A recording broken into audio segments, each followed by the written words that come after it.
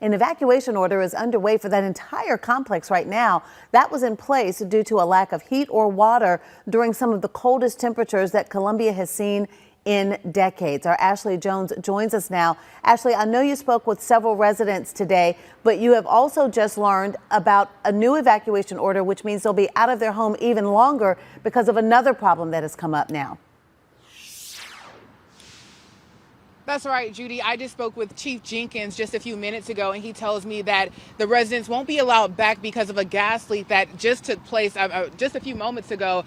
Residents won't be able to come back tonight and maybe tomorrow as well. Now, I spoke with several of those residents earlier today as they were grabbing a few of their belongings after that evacuation from last night, and a lot of them tell me that they are looking for someplace else to live now. And it's not just because of the conditions on the inside of the apartments, but it's also because of a lack of safety out here.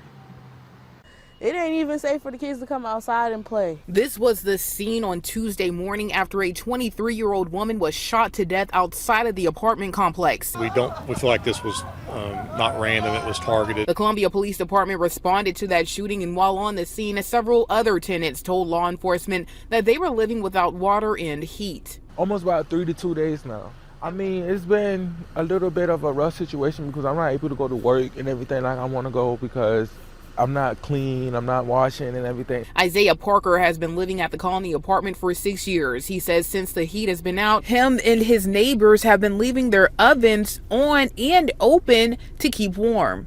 Parker is one of many tenants that are wanting to find somewhere else to live, not only because of the conditions, but also the lack of safety. Data from the Columbia Police Department breaks down the number of crimes that the agency responded to within the past 2 years. Here's a look at those numbers. In 2021, there were 32 reports of violent crimes. That includes homicides, sexual assaults, aggravated assaults, and robberies. In 2022, there were 45 reports, bringing the total number to 77 reports in the last 2 years. My kids, my girls, we stay by the park and we barely don't even go in the park like that. Perry Bradley with Building Better Communities, an organization that provides food and other essentials to people living in this complex, says there's a direct correlation between the lack of resources there and the ongoing crime. When people don't have the resources needed to be successful, what do you want them to do?